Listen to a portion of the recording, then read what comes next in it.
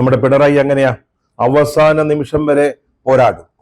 Last minute injury ടൈമിന്റെ അവസാനത്തെ second വരെ ജയിക്കാൻ പറ്റുമോ എന്ന് നോക്കും. എന്നിട്ട് മാത്രമേ കീഴടങ്ങുകയുള്ളൂ. അതും വേണ്ടി വന്നാൽ മാത്രം. തനിക്കും ആ കളിയിൽ ഒരു ലാഭമുണ്ട് എന്ന് തോന്നിയാൽ.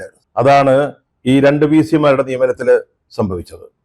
CPM-ൽ VS-നെതിരായ വിഭാഗീയതയുടെ കാലത്ത് അദ്ദേഹം VS-നെ എങ്ങനെയാണോ കൈകാര്യം ചെയ്തിരുന്നത്, അതുപോലെയാണ് ഈ സർവകലാശാല നിയമനത്തിന്റെ കാര്യത്തിൽ സിസാർ തോമസിനോടും നിലപാടെടുത്തിരുന്നത്. ഒരു കാരണവശാലും അവരോട് പൊറുക്കാൻ മുഖ്യമന്ത്രി തയ്യാറായിരുന്നില്ല. അവർക്കുള്ള ആനുകൂല്യങ്ങൾ തടഞ്ഞു വയ്ക്കുക പോലും ചെയ്തു. അത് കൊടുക്കാൻ സർക്കാർ തയ്യാറായില്ല. പറഞ്ഞല്ലോ, ആരിഫ് മുഹമ്മദ് ഖാൻ ഗവർണറായിരിക്കുന്ന കാലത്ത് തുടങ്ങിയ ശത്രുതയാണ്. അദ്ദേഹം പറഞ്ഞതനുസരിച്ച് സാങ്കേതിക സർവകലാശാലയുടെ VC ആയി. ആ ഒരു തെറ്റ് മാത്രമേ അവർ ചെയ്തിട്ടുള്ളൂ. പിന്നീട് അവർക്കെതിരെ ദ്രോഹങ്ങളുടെ തുടർക്കഥകളാണ് നടന്നത്. പക്ഷെ ഇപ്പോൾ ഡിജിറ്റൽ സർവകലാശാലയിൽ സജി ഗോപിനാഥിനെ നിയമിക്കുന്നതിന് വേണ്ടി സിസാർ തോമസിനോടുമുള്ള ശത്രുത താഴെ വയ്ക്കാൻ, അല്ലെങ്കിൽ അവരെ VC ആക്കാൻ അദ്ദേഹം പിണറായി വിജയൻ സമ്മതിച്ചിരിക്കുകയാണ്.